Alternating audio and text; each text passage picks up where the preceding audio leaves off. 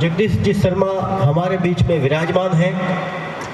आप दैनिक भास्कर ग्रुप के प्रबंध संपादक महोदय हैं। पूरे भारत में जो प्रसिद्ध अखबार है दैनिक भास्कर, हर जगह जाता है, हम सब पढ़ते हैं, बहुत सारे राज्यों में जाता है, बहुत सारे संस्करण, जहाँ तक मुझे जानकारी है 12 से भी ज़्यादा राज्यों में जाता है और 61 संस्करण है।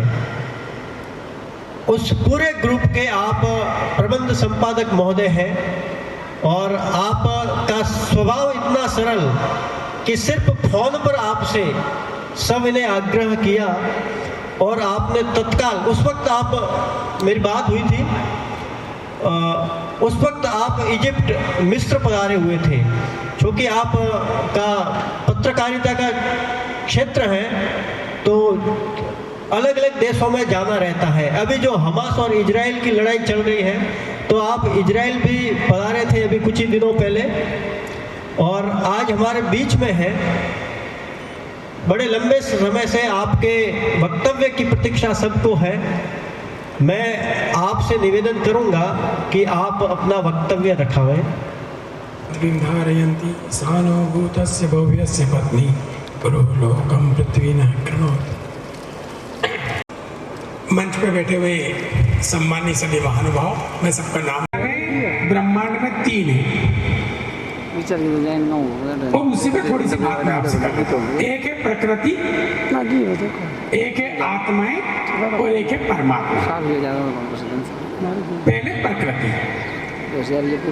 प्रकृति का मतलब हो गया ये पृथ्वी, इस पृथ्वी का पानी, पृथ्वी के अंदर, पृथ्वी के ऊपर, और जो जो हमको नजर आते हैं, ये जितने ग्रह, हम 8-10 ग्रह को जानते हैं और उसमें जो हमें वही आकर उसको थैला बना के तो 110 इतना बड़ा है सूरज, इसको हमने देखा है। लेकिन इस सूरज जैसे हमारी नजर का सबसे बड़ा ग्रह कौन? सूरज। वो भी कितना बड़ा? पृथ्वी से 109 गुना, माने उसमें 110 पृथ्वी आ जाए। ऐसे सूरज जैसे इस ब्रह्मांड में 50 सेक्सटिलियन ग्रह हैं। 50 सेक्सटिलियन। सेक्सटिलियन मतलब ये, चूंकि अरब खरब नील पदम उसमें नहीं बोल सकता, ये बड़ा आंकड़ा है। इसको आपको करना हो तो आप कागज पेन लेना, 50 के आगे 18 बिंदी लगा देना। टोटल 5 के आगे 19 बिंदी, 50 के आगे 18 बिंदी। तो 50 के आगे 18 जीरो लगाने पर जितना बड़ा आंकड़ा बोलते हैं उसको 50 सेक्सटिलियन बोलते हैं। वो 50 सेक्सटिलियन सूरज जितने ग्रह हैं, सूरज जितने बड़े, ये पूरा ब्रह्मांड, ये प्रकृति है। ये जो प्रकृति है ये आत्माओं के कल्याण के लिए, उनकी सुविधाओं के लिए परमात्मा ने बनाई है। ये जड़ है कि कोई चीज मनुष्य न तो बना सकता है न नष्ट कर सकता है। आप कहोगे रोज चीजें बन रही है, वो उस पदार्थ का रूप परिवर्तन है। पदार्थ खत्म नहीं होता है।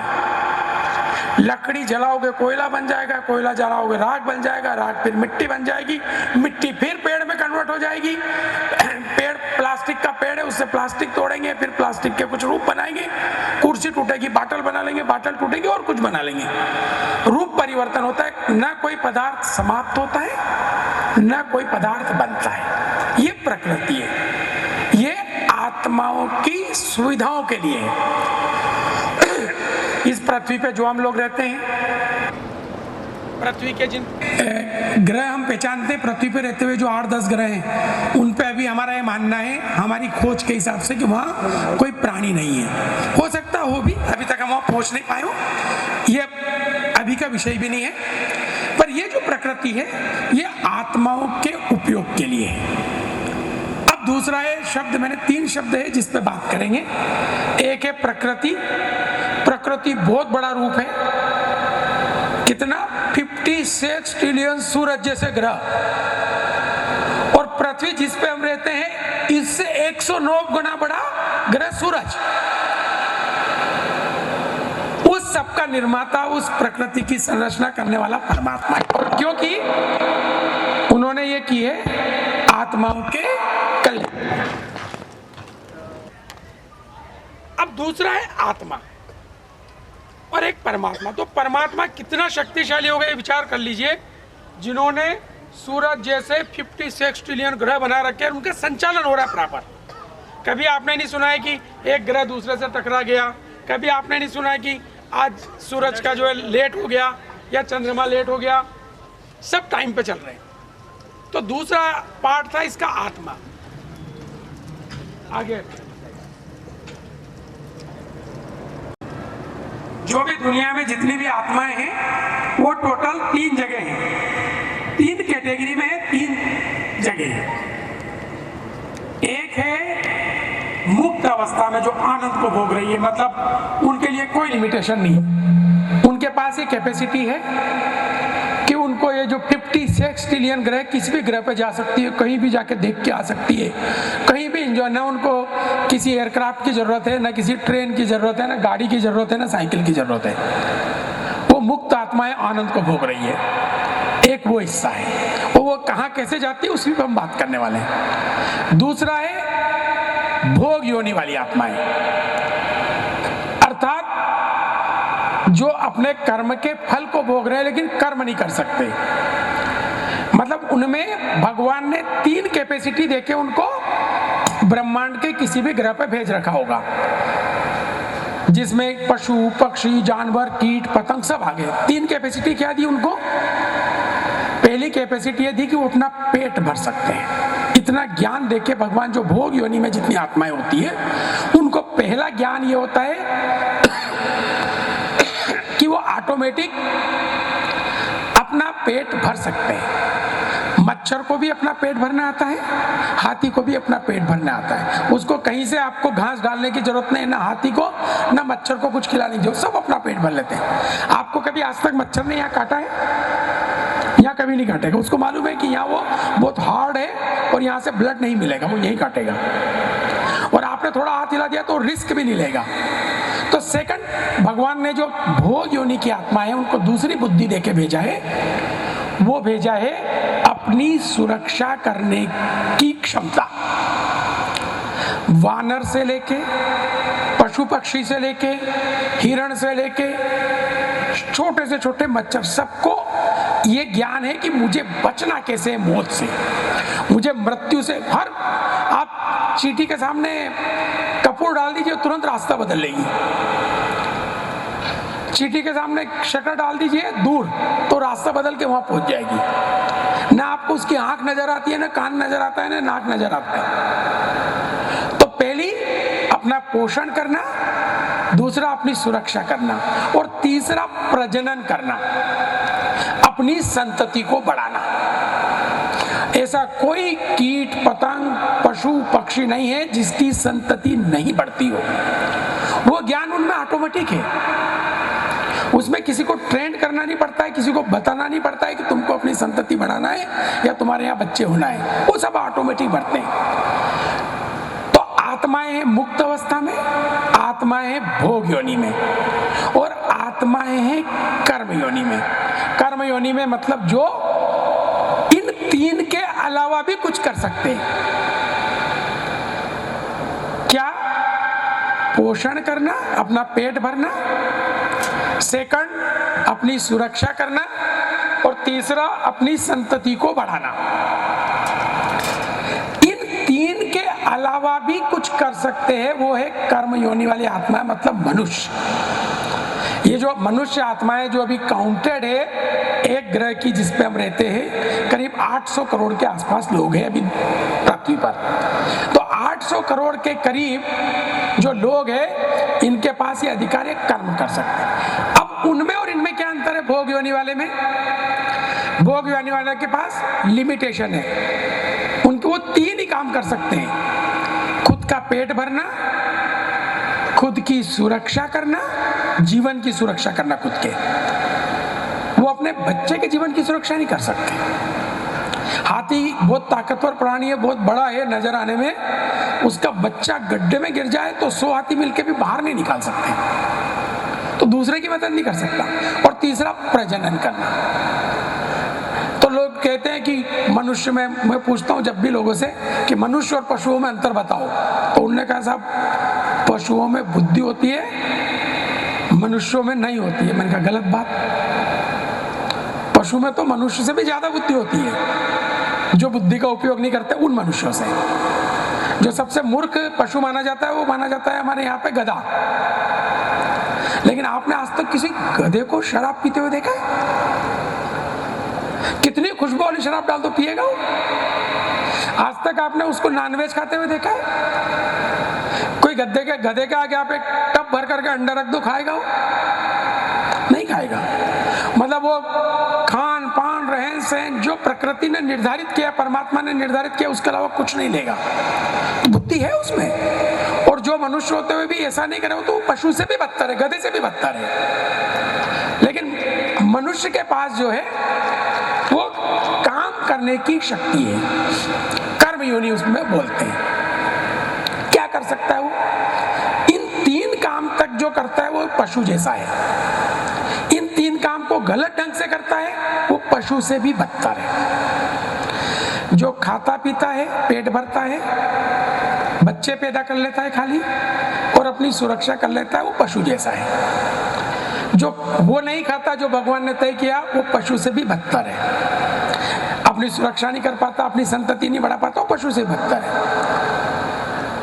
लेकिन मनुष्य वो है जो इन सब के अलावा कुछ करता है। पैसे कमा लेना पेट भरने वाला काम है। खुद के लिए अच्छा मकान बना लेना सर्दी गर्मी बरसात से सुरक्षा करने वाला काम है। खुद के बच्चों को किसी स्कूल में पढ़ा देना अपनी संतति को पैदा करने वाला काम है। इन सब के अलावा जो भगवान ने केवल और केवल मनुष्यों को दिया है, कारण बता रहा हूं मैं आपको, वो बहुत बड़ी शक्ति है और उसके आधार पे अपना बहुत बड़ा भविष्य छिपा हुआ है। हम मनुष्य लोग कोई भी काम बिना फायदे के नहीं करते हैं। चूंकि हमारे धर्म गुरु लोग जिनको भी हम मानते हैं वो हमको धार्मिक होने का फायदा नहीं बताते हैं, इसलिए हमारा उसमें मन नहीं लगता है। आप अपने बच्चों को अच्छे से अच्छे कॉन्वेंट स्कूल में क्यों पढ़ाना चाहते हैं? हर व्यक्ति पढ़ाता है, क्यों पढ़ाता है? उसको ये मानना है कि इससे इसकी प्रोग्रेस होगी, इससे ये अच्छे पैसे कमाने लायक बनेगा, समाज में इसकी इज्जत होगी, इसलिए उसको पढ़ाते हैं। न सरपंच कहता है, न विधायक कहता है, न मंत्री कहता है, न नेता कहता है, न कलेक्टर कहता है, न कोई पड़ोसी कहता है कि आप इस स्कूल में पढ़ाओ। हम अपना आप ढूंढते हैं अच्छा से अच्छा स्कूल, क्योंकि हमको उसका फायदा नजर आता है। तो ठीक इसी तरह से वो जो हमारा जन्म होता है, जो हम सबका जन्म हुआ, जो 800 करोड़ लोग इस वाले ग्रह पे रह रहे पृथ्वी पे, आपको क्या लगता है ये सब लोगों का जो जन्म हुआ कैसे हुआ? हुआ तो इनके माता पिता की वजह से, पर ये क्यों हुआ? ये पशु क्यों नहीं बने, पक्षी क्यों नहीं बने? कोई वजह आपको मालूम है? कोई बता सकता है जी? पूर्व जन्म के कर्म। बहुत परफेक्ट बात बताई आपने। मतलब ये मेरे हाथ में है कि मैं अगला जन्म कौन सा लूं, मैं तय करने की मेरी कैपेसिटी है। भगवान तो सिर्फ कृपा करता है कि मेरे कर्मों के फल के अनुसार मुझे जन्म दे देता है, चाहे भोग योनि में या कर्म योनि में या मुक्त अवस्था में, तीनों में से कोई एक। बहुत अच्छे कर्म हुए, निष्काम कर्म हुए तो बहुत ऊंची कैटेगरी है, पर वहां पहुंच जाऊंगा, मैं आनंद को भोगूंगा। लेकिन जो 2 है, कर्म योनि या भोग योनि, मच्छर बनना, कुत्ता बनना या मनुष्य बनना, है मेरे हाथ में। मैं जो चाहूं वो बन सकता हूं। मैं तो इसके लिए क्या काय के आधार पर होता है? कोई सिफारिश नहीं, कोई पढ़ाई लिखाई नहीं, कोई ताकत नहीं, कोई रंग रूप नहीं कि मैं काला हूं या गोरा हूं, मैं ताकत कितनी है, मेरा वजन कितना है, मैं कितना दौड़ सकता हूं, कोई काम नहीं। मैं कर्म क्या करता हूं? कर्म भी कौन से? इन 3 के अलावा भरण पोषण, सुरक्षा और प्रजनन। इसके अलावा जो मैं कर्म करता हूं, यदि मैं ऐसा काम करता हूं जिससे किसी आत्मा को कष्ट हुआ, तो वो बनेगा मेरा कुकर्म और मैं जाऊंगा भोग योनि में। स्पष्ट परिभाषा, बहुत लंबा चौड़ा करने की जरूरत नहीं, बहुत साइंटिफिक फार्मूला। कोई कर्म की इतनी लंबी ना आप याद रख पाओगे, ना मैं रख पाऊंगा, ना मैं बता पाऊंगा। बहुत छोटी सी फार्मूला, मेरा कोई भी ऐसा काम जिससे किसी भी आत्मा को कष्ट हुआ, वो मेरा खराब काम, वो मुझे ले जाएगा भोग योनि में, सजा के लिए। आत्मा मतलब मैं ही नहीं, मच्छर भी। आत्मा मतलब मैं ही नहीं, पशु भी, पक्षी भी, कीट भी, पतंग भी, सब में आत्मा एक जैसी है। तो किसी भी आत्मा को कष्ट पहुंचाने वाला काम, हमने सारे पेड़ काट दिए, पक्षियों के लिए पानी का पानी खत्म कर दिया और गर्मी में तड़प रहे पक्षी, तो ये मेरा कुकर्म बन गया। तो वो काम दुनिया के सारे करते समय सोच लूं, चाहे मन से करूं, चाहे वचन से करूं, चाहे हाथ से करूं, चाहे मैं मन से किसी का बुरा चाहूं, बोल के किसी का दिल दुखाऊं, या किसी का बुरा हाथ से कर दूं, जो काम किसी को तकलीफ पहुंचाए, दुख पहुंचाए, वो सारे के सारे काम कुकर्म है और उसके परिणाम में कहां जाएंगे? भोग योनि में, सजा वाली। वो सजा है, भोग योनि सजा क्यों, मैं आपको भी क्लियर करूंगा। और जिस काम से किसी भी आत्मा को सुकून मिले, शांति मिले, आनंद मिले, उसके जीवन की क्वालिटी में सुधार होए, वो सारे काम सुकर्म है। वो वापस मुझे मनुष्य बनाने के लिए भगवान के यहाँ बैलेंस शीट में मनुष्य वाला जो आंकड़ा है वो बढ़ जाएगा, तो अगला जन्म फिर मुझे मनुष्य का मिलेगा। तो क्या है उसमें? वो काम, जो भी टीम ये आयोजन कर रही है, उस टीम को क्या फायदा? सिर्फ उनका नाम हो जाएगा ऐसा? नहीं नहीं नहीं, बहुत बड़ा फायदा है उनको बहुत बड़ा फायदा ये है कि यहाँ जो भी लोग आएंगे वो विचार रखेंगे, और विचार यदि किसी ने एक लाइन भी ढंग से सुन ली और उसकी लाइफ क्वालिटी सुधर गई, उसके जीवन की क्वालिटी चेंज हो गई, अच्छी हो गई, तो वो जो अच्छा काम करेगा उसमें ये भी पार्टनर है। मतलब उसकी बैलेंस शीट तो बढ़ेगी, इसकी भी बढ़ेगी।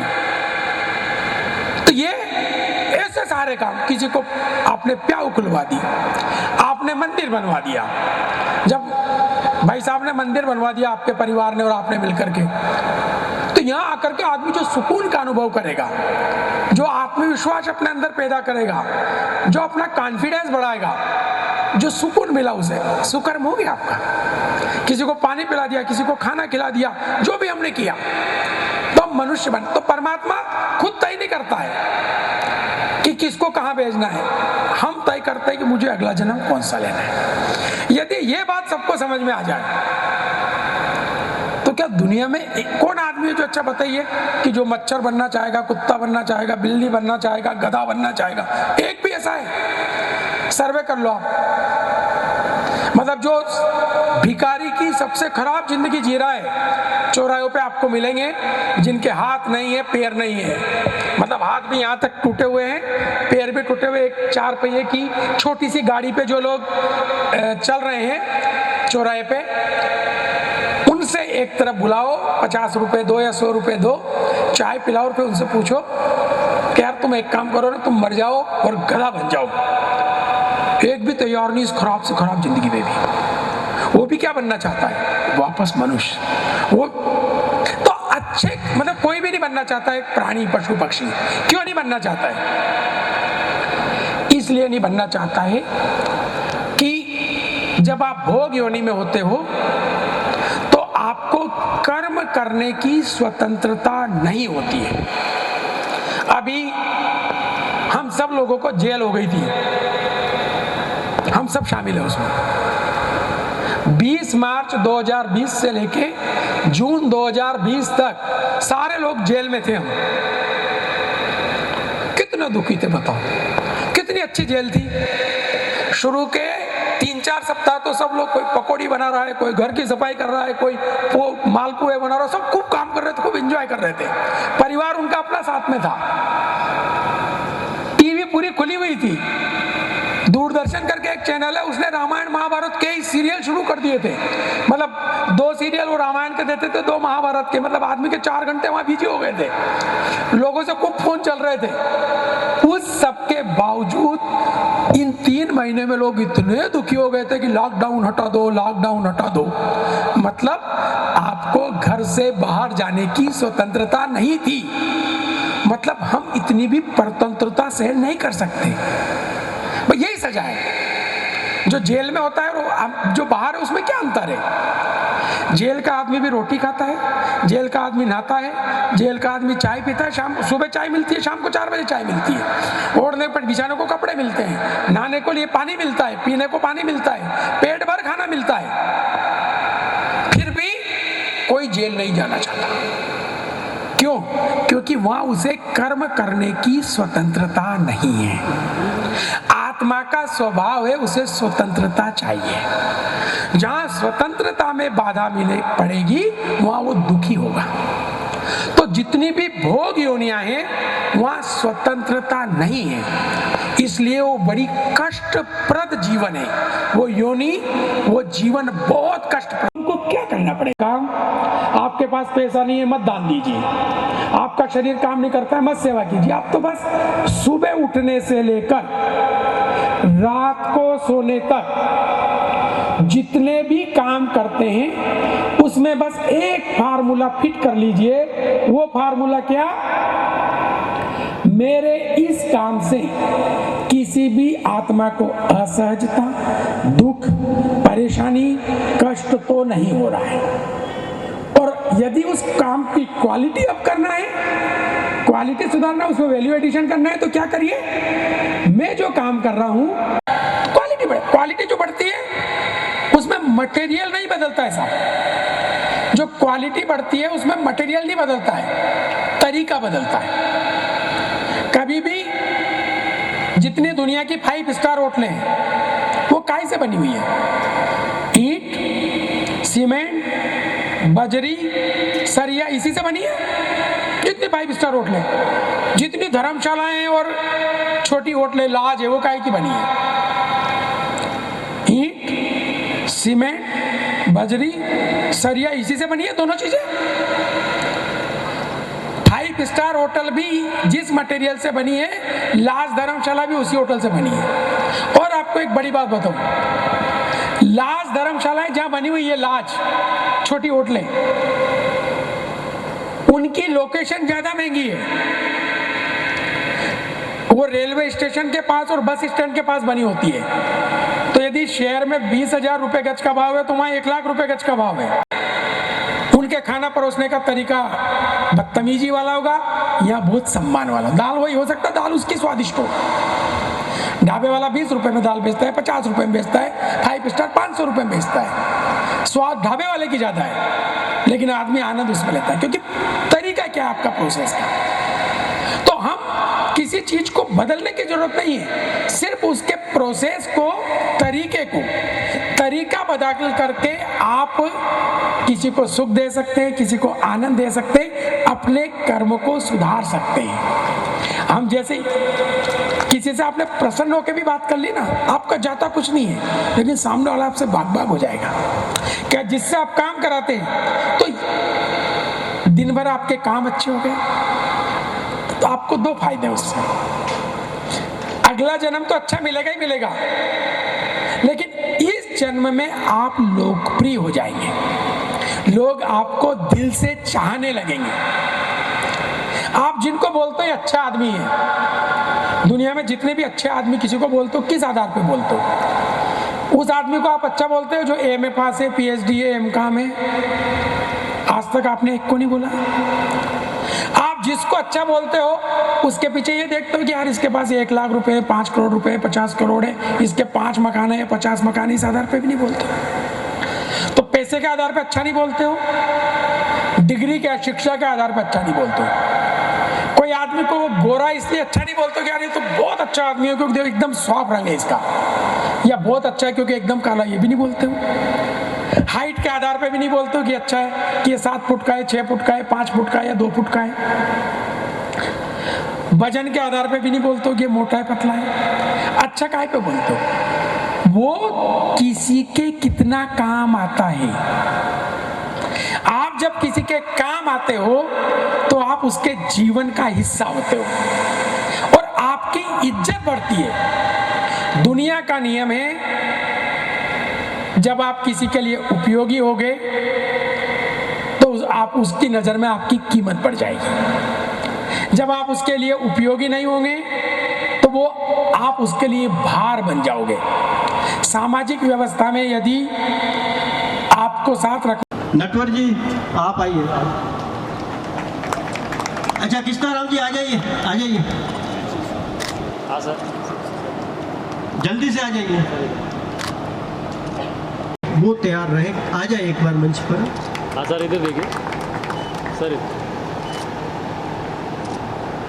हाँ सर।